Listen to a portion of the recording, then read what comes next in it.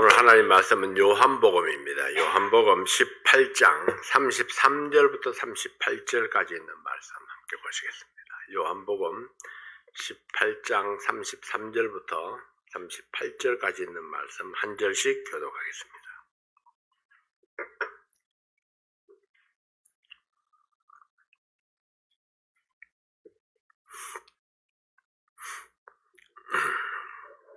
(33절입니다) 이에 빌라도가 다시 관정에 들어가 예수를 불러 가로되 내가 유대인의 왕이냐?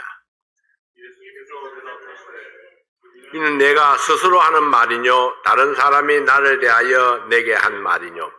빌라도가 대답하되 내가 유대인이냐? 내 나라 사람과 제사장들이 너를 내게 넘겼으니 내가 무엇을 하였느냐? 예수께서 대답하시되 내 나라는 이 세상에 속한 것이 아니라 만일 내 나라가 이 세상에 속한 것이었다면 내 종들이 싸워 나로 유대인들에게 넘기우지 않게 하였으리라. 이제 내 나라는 여기에 속한 것이 아니니라. 빌라도가 가로되 그러면 내가 왕이 아니냐? 예수께서 대답하시되 내 말과 같이 내가 왕이니라. 내가 이를 위하여 났으며 이를 위하여 세상에 왔나니 곧 진리에 대하여 증거하려 함이로라. 무릇 진리에 속한 자는 내 소리를 듣느니라 하신대. 빌라도가 가로되 진리가 무엇이냐 하더라. 이 말을 하고 다시 유대인들에게 나가서 이르되 나는 그에게서 아무 죄도 찾지 못하노라. 아멘.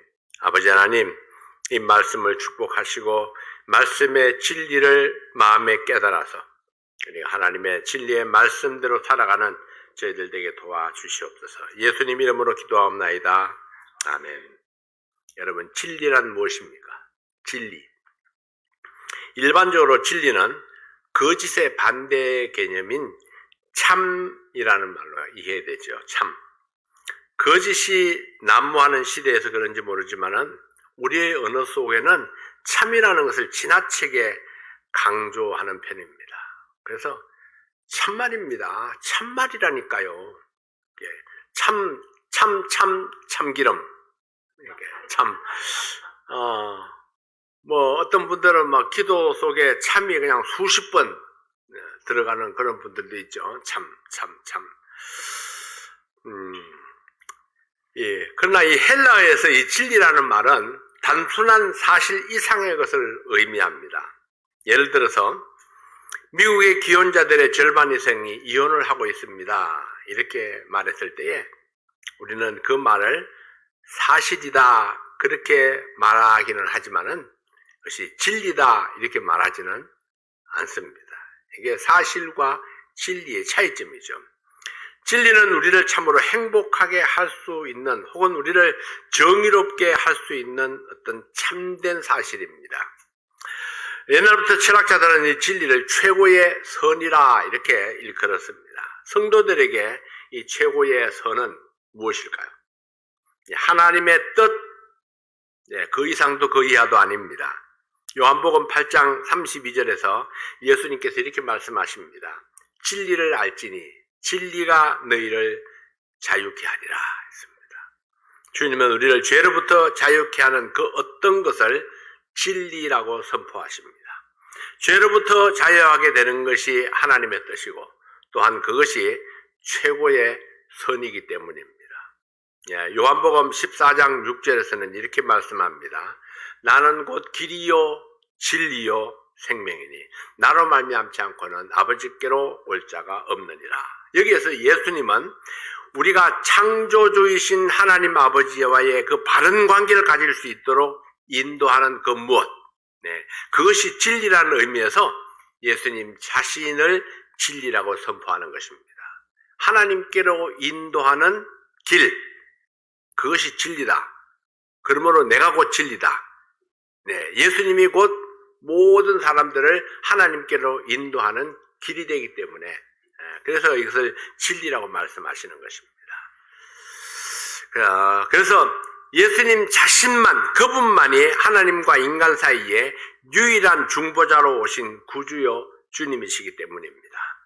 그러나 본문인 요한복음 18장에서 다뤄진 이 진리라는 명제는 특별하고도 구체적인 의미를 지니고 있습니다. 다시 말해서 예수님이 메시아요 왕이라는 사실에 진리의 초점이 맞추어져 있습니다. 내가 왕이냐? 그래, 내가 왕이다. 이게 유대인의 왕이라는 그 사실에 진리의 초점이 맞춰져 있다는 거죠. 본문은 일종의 논쟁으로 시작이 됩니다. 33절 말씀을 다시 한번 봅니다. 33절. 이에 빌라도가 다시 관정에 들어가 예수를 불러 가로되 내가 유대인의 왕이냐? 본문을 계속 읽어보면은 주님은 이 빌라도의 질문에 긍정적인 대답을 하십니다. 37절에 빌라도가 가로되 그러면 내가 왕이 아니냐? 예수께서 대답하시되 내 말과 같이 내가 왕이니라. 예수님이 선명하게 그렇게 자신의 신분을 밝히죠. 그러나 그분이 왕이라고 말씀하셨을 때에 그것은 정치적으로 유대 나라를 지배하는 그런 왕이라는 의미가 아니라 특정 지역의 개념을 초월한 인류의 왕이요 영원한 왕이라는 의미를 가지고 있습니다. 내 나라는 이 세상에 속한 것이 아니다 라고 말씀하시는 이 36절의 말씀을 보면 이것을 알 수 있습니다.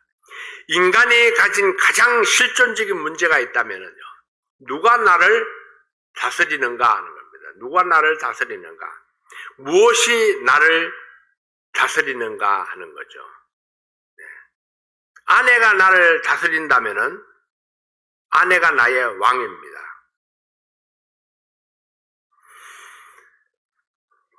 남편이 나를 다스린다면은 남편이 나의 왕이죠.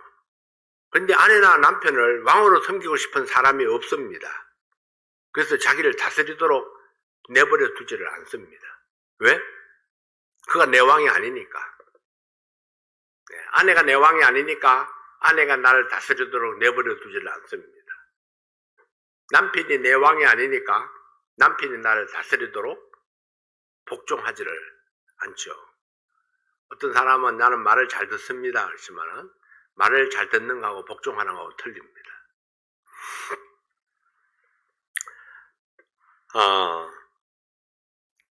인간의 가장 실존적인 문제가 누가 나를 다스리는가, 무엇이 나를 다스리는가 하는 것이라면은 우리의 하루하루의 삶 가운데서 우리는 이 질문과 끊임없이 싸우고 있습니다. 누가 당신을 다스리고 있습니까?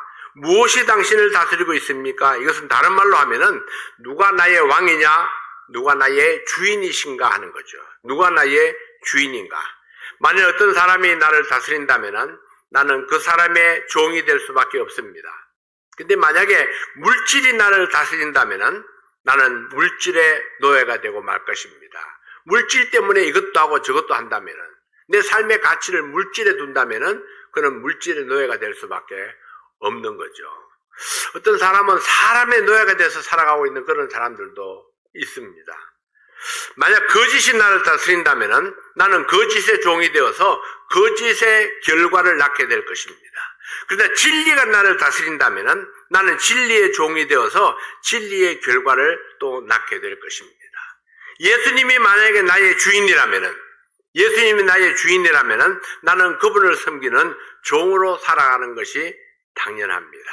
늘 말씀드리다시피 예수님을 날마다 주님이라고 부르면서 예수님 말씀에 복종은 하지 않습니다. 주님이라는 말은 너무나 잘 쓰죠. 그렇지만 주님 앞에 복종하는 성도는 그렇게 많지 않습니다. 다만 내 마음에 들면은, 내가 생각하는 것하고 조금 같이 가는 것, 비슷한 것 같으면은, 그러면 따라가는 흉내를 내지만은, 주인이라고 하는 것은 그냥 명칭에 불과할 뿐, 실제적으로 그 주인의 종으로서 복종하는 삶을 사는 것은 쉽지 않습니다. 내가 나 자신을 내려놓지 아니하고는 결코 이룰 수 없는 것들이죠. 초대 그리스도인들의 신앙 고백 중에 가장 중요했던 부분은 예수님이 주님이십니다. 예수님이 왕이십니다 하는 겁니다. 그들은 문자 그대로 목숨을 걸고 이 고백을 주님 앞에 드렸습니다. 그 당시에 황제 숭배가 강요되고 있던 시대입니다. 그래서 가이사가 주님이십니다 라는 고백을 하지 않는 자들은 죽임을 당하던 그런 시대입니다. 근데 가이사가 주님이라는 말을 하지 아니하고 예수님이 나의 주님이십니다 이렇게 고백했다가는 목숨이 위태로운 그런 시대, 그런 시대가 있었죠. 소아시아 7교회, 에베소, 스무나, 버가모, 두아디라, 사데, 빌라델비아, 라오디게아 이런 7교회가 위치했던 지역에 가보면은 이게 히랍이나 로마의 신을 숭배하던 신전의 자취를 발견할 수 있습니다. 그 규모는 아덴이나 히랍의 기타 지역들에 있는 것과는 비교도 안 될 정도로 엄청나게 크다고 합니다. 근데 반면에 초대교회의 흔적은 히랍이나 로마의 거대한 신전 근처에 아주 작고 보잘것없는 그런 모습으로 흔적만 남아있다고 그래요. 그러니까 굉장히 이제 차이점이 이렇게 나게 되는 거죠. 특별히 그 버가모와 같은 지역에는 산꼭대기의 한가운데에 제우스의 신전이 자리를 잡고 있습니다. 이 신전의 규모는 너무나 어마어마해서 그 도시 전체를 압도할 정도라고 하죠. 우리는 버가모 교회에 보낸 사도 요한의 편지에서 이런 글을 발견할 수 있습니다. 내가 어디 사는 것을 내가 아노니 거기는 사단의 위가 있는 데라 이렇게 말씀하죠. 황제를 숭배하고 또 이러한 신들을 숭배하는 거대한 신전들의 밑에 자리 잡고 있는 아주 보잘것없는 작은 교회의 터전들, 그러나 그 당시 그리스도인들은 이러한 상황 속에서 시즈가 신이십니다, 제우스가 신이십니다 이런 고백을 강요당했지만은 그것을 거절하고 담대하게 예수가 주님이십니다, 예수님이 나의 왕입니다 그렇게 고백했습니다. 이런 고백들 때문에 순교를 당한 수많은 사람들이 있었지만은 그러나 목숨을 두려워하지 아니하고 예수님을 나의 주님이라고 고백했던 사람들이 있었던 거죠. 이것이 바로 신앙입니다. 목숨과도 바꿀 수 없었던 이유는 그분이 진짜로 나의 주님이었기 때문에 그렇죠. 그분이 진짜로 나의 주님이었기 때문에, 나의 주인이었기 때문에.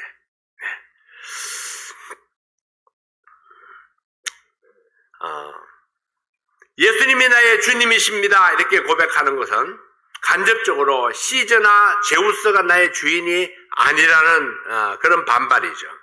그들은 이 고백 때문에 생명을 잃게 됐습니다. 그러나 그들은 예수 그리스도의 통치를 통해서 경험한 그 자유와 용서와 풍성한 그 생명과 하늘나라에 대한 찬란한 비전 때문에 목숨을 걸고라도 예수가 주님이라는 고백을 했던 것입니다. 자, 여러분의 주님은 누구이십니까? 예수님을 나의 주님이라고 매일매일 고백하고 있습니까? 그러면 그 고백이 진실이십니까? 정말로 예수님이 여러분의 주인이 되어 있습니까? 예수님 말씀에 그런데요를 붙이지 아니하고 왜요를 붙이지 아니하고 오직 아멘 이렇게 순종하는 그런 믿음이 여러분에게 있느냐 하는 것입니다. 그냥 머리 갈 것도 없이 우리 이조시대, 조선시대의 그 드라마들을 보면은요, 왕 앞에 있는 부복하고 있는 그 신하의 모습을 우리가 볼 수 있습니다. 감히 왕의 얼굴도 쳐다 올려다보지 못하고 고개를 숙이고 왕 앞에 복종하는. 근데요, 그 왕 앞에 엎드려 있는 사람들이 다 왕을 진심으로 좋아했겠습니까? 마음속으로 막 이를 갈고 있는 사람도 있었을 거예요. 그래도 그 앞에 무릎을 꿇고 엎드려서 고개를 숙입니다. 왜? 왜 그래요? 그분이 왕이니까요. 단지 그가 왕이기 때문입니다. 예수님이 나의 모든 것들을 공급해 주지 않을 수도 있죠. 내 기도를 다 응답해 주지 않을 수도 있습니다. 오늘 나에게 엄청난 시련과 고통이 있을 수도 있습니다. 수많은 어려움들이 내 삶 속에 부딪혀 올 수도 있습니다. 그럼에도 불구하고 나는 예수님 앞에 엎드리는 이유가 무엇입니까? 그분이 나의 주님이시고 왕이기 때문입니다. 무엇을 해 주어서가 아니고 내가 무언가를 받아서가 아니라 그분이 나의 왕이니까, 그분이 나의 주인이니까, 나의 주님이니까, 그래서 그분 앞에 무릎을 꿇고 그분의 음성에 내 귀를 기울이는 것입니다. 이것이 진실입니다. 진리에 대한 그리스도인의 고백은 이 하나의 고백 속에 집약되어 있다고 해도 과언이 아닙니다. 진리란 무엇입니까? 그것은 바로 예수가 나의 주님이요 생명이라는 사실, 예수만이 내 삶의 유일한 초점이라는 사실입니다. 주님께서는 재판장 빌라도를 향해서 이 땅에 오신 목적을 분명하게 증거하셨습니다. 예수께서 대답하시되 내 말과 같이 내가 왕이니라. 내가 이를 위하여 났으며 이를 위하여 세상에 왔나니 곧 진리에 대하여 증거하려 함이로라. 무릇 진리에 속한 자는 내 소리를 듣느니라 했습니다. 자, 내 말과 같이 내가 왕이니라. 내가 왕이기 때문에 이 땅에 왔고, 왕이 되기 위해서 이 땅에 왔고, 왕이 되기 위해서 이 세상에 왔다. 내가 이 진리, 내가 왕이라는 이 진리에 대하여 증거하려 합니다 했습니다. 그래서 진리에 속한 자, 예수님께 속한 자, 하나님께로 가는 길을 아는 자, 그 길에 서 있는 사람은 내 소리를 듣느니라 했습니다. 그래서 내가 예수 안에 구원받지 아니하고는 주님의 음성을 들을 수가 없습니다. 그러나 빌라도는 이 진리를 알지 못했습니다. 그래서 진리가 무엇이냐? 이렇게 질문을 하죠. 예수님의 선포와 빌라도의 반문을 통해서 진리에 접근하는 세 부류의 사람들을 태도를 한번 살펴보기를 원합니다. 첫 번째는 진리에 대한 유대인들의 태도입니다. 법정 주변에 있었던 유대인의 무리들, 그들에게 진리는 다수를 의미했습니다. 또 나에게 이익이 되는 것, 내 삶을 좀 더 편하게 해주는 것, 그것이 바로 그들의 진리였습니다. 본문 40절 말씀을 보면요, 저희가 또 소리 질러 가로되 이 사람이 아니라 바라바라. 바라바는 어떤 사람이었습니까? 그는 강도였고 그는 법정 최고형을 받았던 죄인이었습니다. 죽어마땅한 죄인이었죠.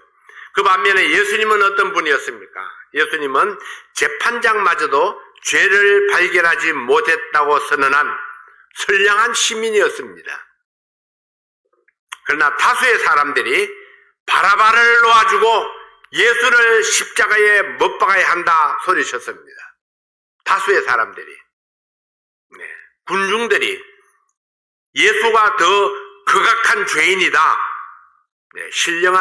선량한 시민을 극악한 죄인으로 몰아서 십자가에 달려 죽게 한 무리, 그들이 바로 다수들이었습니다. 다수의 사람들이 바라바를 놓아주고 예수를 십자가에 못 박아야 한다고 소리쳤습니다. 그 다수가 외치는 소리가 진리가 되어서 예수님은 죄인이 되고 바라바는 무죄방면, 석방이 되었습니다. 예수님을 죽이라고 외치는 이 무리들은 그럼 어떤 사람들이었습니까?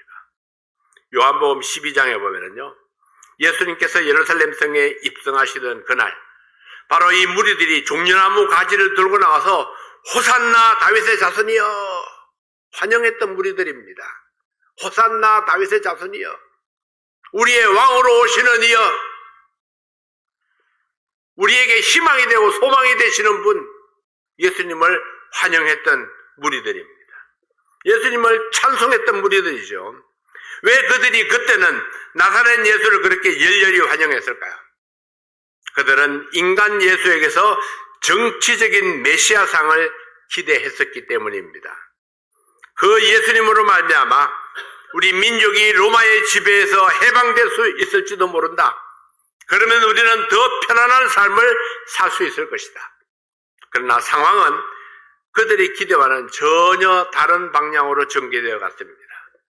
예수님은 유대인들의 정치적 욕구를 충족시켜주지 아니했고 흉악한 죄인으로 체포되어서 법정에 서게 됩니다. 법정에 서 있는 예수를 바라보는 그 순간에 이 무리들은 예수를 아마 별 볼 일 없는 인간에 불과하다고 생각했을 것입니다. 그래서 유대인 무리들이 예수님을 향한 태도가 돌변했습니다. 강도 바라바를 놓으소서, 그리고 예수를 십자가에 못 박으소서. 그들은 자기들의 이익을 위해서 다수의 힘을 이용했습니다. 그래서 그들은 자기들이 생각한 진리의 대상이 자신들을 이롭게 하지 못한다는 사실을 발견했을 때에 돌연히 진리의 핍박자로 변신한 것입니다. 여러분은 어떻습니까? 진리가 내 생각과 다른데에도 여전히 그 진리를 따를 수 있습니까? 그 진리가 내 생활을 윤택하게 해주지 못하고, 그 진리가 나의 아픈 육신을 고쳐주지 못하고, 그 진리가 내 사업을 번성하기 못한다 할지라도 여전히 그 진리를 따를 수 있습니까? 그렇다면 자문해 보십시오. 여러분이 교회에 출석하는 진정한 동기는 무엇입니까? 이생의 자랑이 아니요 물질의 축복이 아니라 오직 진리를 수호하고 섬기는 순수한 동기가 있습니까?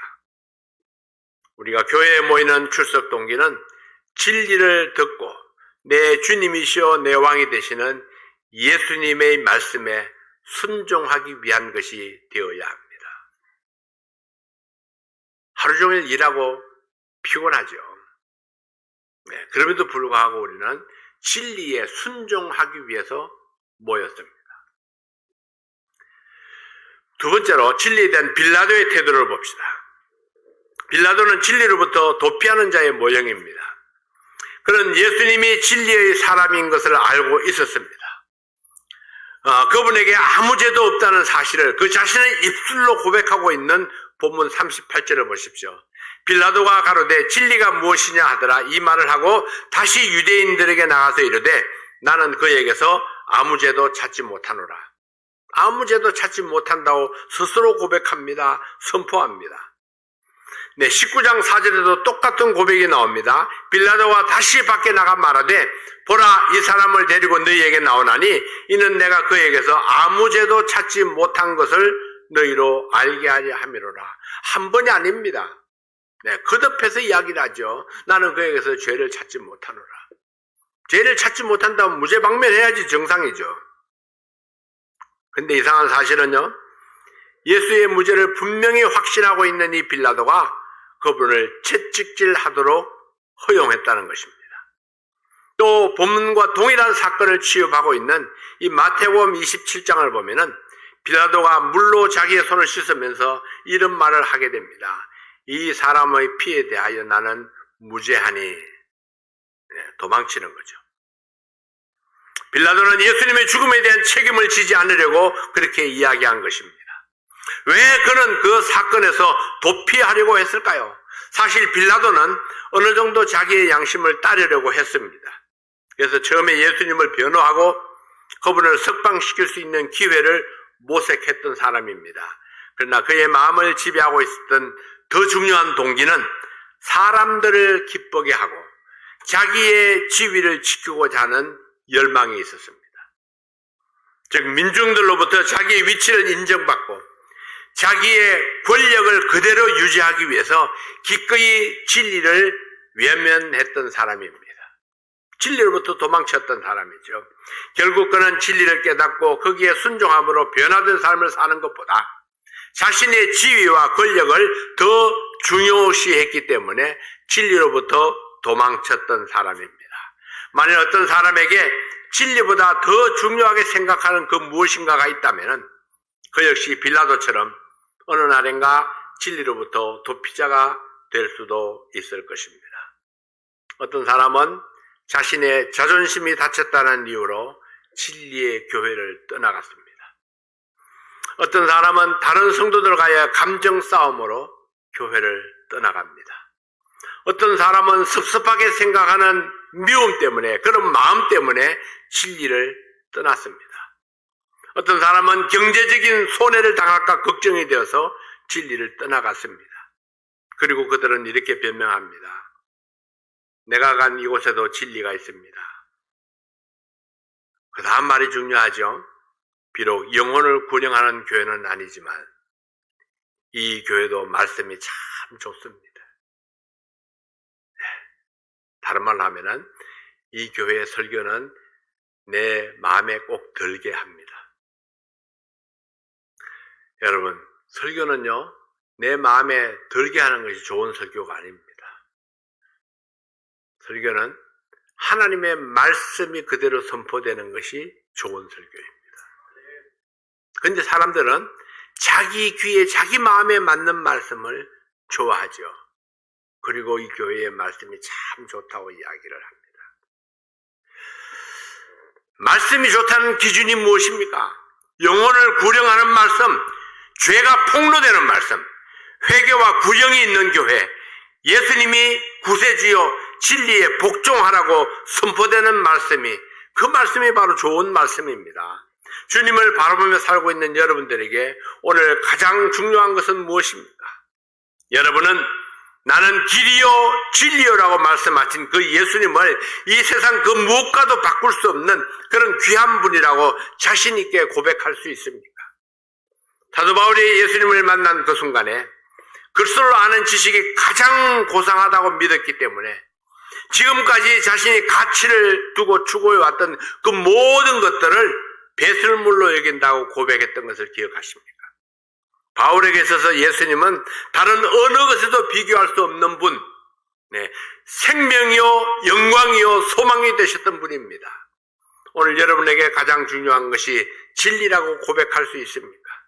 만일 여러분이 진리를 추구하긴 하지만은 물질이나 생활의 안정이나 삶의 편리를 더 중요하게 여긴다면은 여러분 역시 빌라도처럼 대야에 피 묻은 손을 씻으면서 나는 예수의 사건과 상관이 없다고 선언하는 비겁한 도망자가 될 수 있습니다. 그래서 우리는 진리는 지켜야 된다 이렇게 말씀하죠. 진리를 고수해야 됩니다. 왜? 진리를 무너뜨리려고 하는 자가 있기 때문에 그렇죠. 진리를 희석시키려고 하는 자가 있기 때문에 그렇습니다. 그래서 진리는 투쟁함으로 싸워서 지켜야 하는 것입니다. 진리를 지키는데 목숨을 걸고 생애를 걸었던 바울을 닮아가는 그런 우리들이 될 수 있기를 바랍니다. 세 번째로 진리에 대한 제자들의 태도를 봅니다. 19장의 마지막 부분을 보면은 예수 그리스도의 죽음 이후에 아직도 그리스도를 포기하지 않고 그리스도 앞에 찾아 나오는 제자들의 이야기가 계속되고 있습니다. 19장 26절 이하에 보면은 사도 요한의 이야기가 나옵니다. 26절에 예수께서 그 모친과 사랑하시는 제자가 곁에 섰는 것을 보시고 그 모친께 말씀하시되 여자여 보소서 아들이니이다 하시고, 대부분의 제자들이 십자가에서 멀리 떨어져 있었습니다. 그리스도와 공범자가 되지 않기 위해서입니다. 그러나 사도 요한은 십자가 밑에까지 찾아왔습니다. 그 말씀에서 사랑하는 제자는 바로 요한복음의 기자, 요한복음을 쓰신 사도 요한을 가리키는 것입니다. 또 그 제자에게 이르되 보라 내 어머니라 하신대. 그때부터 그 제자가 자기 집에 모시니라. 예수님의 어머니를 자기 집에 모셨죠. 여기 십자가 밑에까지 찾아 나와서 주님의 유언을 받들고 있는 사도 요한의 모습을 주목해 보십시오. 19장 38절에는 아리마대 요셉의 사건이 기록되어 있습니다. 아리마대 요셉, 그는 우리에게 잘 알려진 제자는 아닙니다. 그는 12제자 중에 끼어있지는 않았지만은 그리스도에 대한 사랑만은 그 누구에게도 못지 않았던 것 같습니다. 그리스도의 죽음 이후에도 그분을 버릴 수 없었던 이 제자의 이야기를 들어보십시오. 아리마대 사람 요셉이 예수의 제자나 유대인들을 두려워하여 언의하더니 공개적으로 나타나면은 유대인들이 자기를 체포하지는 않을까 하는 두려움이 그를 지배하고 있었습니다. 그러나 그는 계속해서 숨어 있을 수만 없다는 판단을 내리게 됩니다. 계속되는 말씀을 보십시오. 이 일 후에 빌라도 들어 예수의 시체를 가져가기를 구하며 빌라도가 허락하는지라 이에 가서 예수의 시체를 가져가니라. 마침내 아리마대 요셉은 빌라도 앞에 자신의 모습을 드러냅니다. 그 잘난 제자들이 침묵하고 있을 때에, 그 잘난 제자들이 두려움에 떨고 있을 때에 이 무명의 제자가 등장해서 예수님의 시체를 요구합니다. 자기가 가진 무덤에 예수님의 시체를 안장하겠다는 것입니다. 아리마대 요셉, 그는 진리를 발견하고는 그 진리에서 물러서거나 포기하지 않았습니다. 주춤거릴 수 있습니다. 망설일 수 있습니다. 그러나 마침내 용기를 냈다는 것이 중요합니다. 네, 마침내 용기를 내서 그는 담대하게 빌라도에게 가서 예수님의 시체를 요구했습니다. 계속되는 메시지를 보면은요, 이번에는 니고데모의 얼굴이 등장합니다. 39절입니다. 일찍 예수께 밤에 나왔던 니고데모도 모략과 침향 섞은 것을 100건쯤 가지고 온지라. 네, 성경이 니고데모를 소개하면서 그 앞에 붙인 표현이 아주 인상적입니다. 밤에 나왔던 니고데모. 요한복음 3장에 보면은 밤중에 니고데모가 예수님을 찾아옵니다. 왜 하필이면 밤에 찾아왔을까요? 네, 유대인의 관리, 사내들인의 관원이었던 자기의 신분과 위치 때문에 진리를 추구하는 마음은 있어도 백주에 등장하기가 꺼려졌던 사람입니다. 마음속에 이렇게 품고 있는 생각이 바깥으로 나타나기가 굉장히 어려웠던, 두려웠기 때문이죠. 많은 사람들 앞에서 기도하는 것이 꺼려져서 혼자 슬쩍 기도를 처리해버리는 어떤 사람처럼요. 예, 사람들이 교회 간다는 것을, 교회 가는 것을 뭐라 할까봐 부끄러워서 성경책을 이렇게 옷 속에 품고 이렇게 갔던 것처럼요. 제가 그랬습니다. 네, 옛날에 사랑성서 침례교회 갈 때, 처음 갈 때 늘 성경책을 이렇게 옷 속에다 숨겨가지고 이렇게 갔습니다. 또 하나의 이유는 요거 들키면은 매를 맞았습니다. 동네 큰아이들에게. 어떤 때로는 교회 갔다 왔다는 이유로 엉덩이를 맞아가지고 다음날 학교에 가가지고 의자에 앉기가 불편했을 정도로 매를 맞았던 적도 있죠. 왜 남의 동네에 있는 교회에 가느냐? 우리 동네가 아닌 남의 동네, 남의 군에 있는 군 경계를 넘어서서 교회를 갔느냐는 거죠. 여간 그러나 예수 믿고 구원받고 구원의 확신이 있고 나면은 그 다음에 이제 이 속에 있던 성경책이 밖으로 나옵니다. 그 다음에는 이제 성경책을 이렇게 들고 다니죠. 예. 어떻게 들고 다니냐, 이게 굉장히 중요한 거예요. 물론 이렇게 들고 다니는 사람 중에서도 가짜가 많지만은, 예, 적어도 정말 예수 믿는 것을 자랑으로 삼는 사람은, 자부심이 있는 사람은 성경책을 감추지 않는다는 거죠. 네, 이 하나님의 말씀이 내게 얼마나 중요한가 하는 것을 나타내는 것입니다.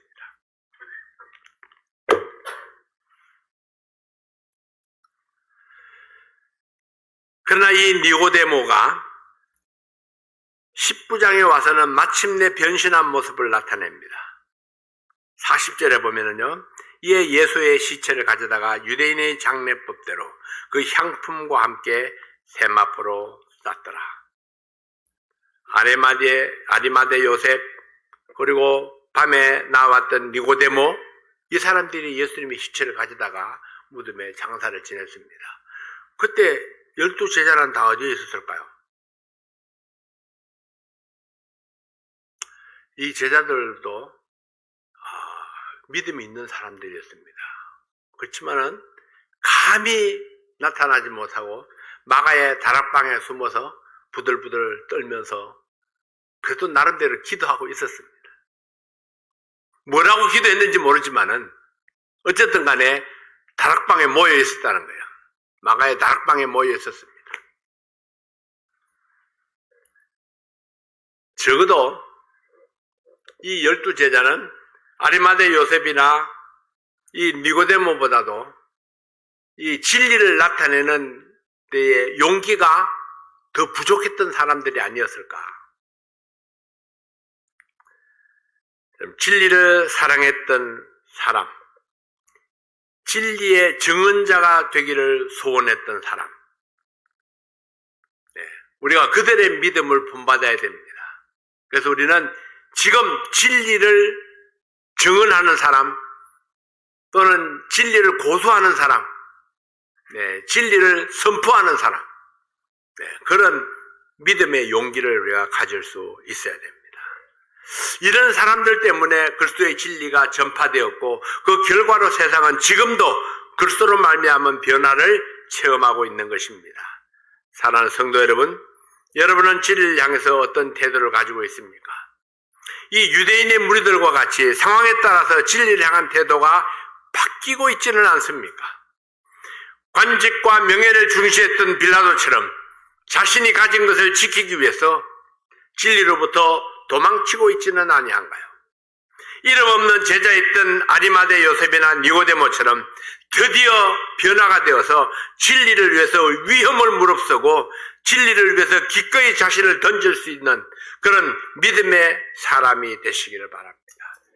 예수님이 진리라면은, 예수님이 내 생명의 구주라면은, 예수님이 내 주님이요 내 주인이라면은, 예수님이 진리의 실체이고 가장 큰 가치라고 믿는다면은, 이 예수님을 위해서, 진리를 위해서 기꺼이 이 한 목숨 바치겠다고 고백할 수 있는 믿음을 가져야 될 줄로 믿습니다. 예수님은 나를 위해서 오셨습니다. 나를 위해서 십자가를 지셨습니다. 나를 위해서 십자가 형벌을 감당했습니다. 예수님은 나를 위해서 다시 사셨습니다. 그리고 나를 위해서 다시 오실 것입니다. 이 예수님이 여러분의 가슴을 채우고 있습니다. 예수님이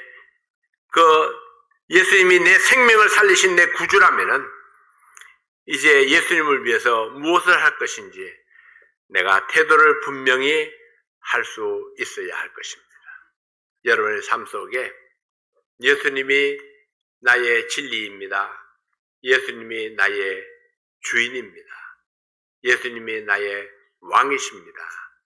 이런 고백과 함께 그 주님 말씀 앞에 온전히 순종하는 여러분들이 되시기를 바랍니다. 기도하겠습니다. 아버지 하나님 감사합니다.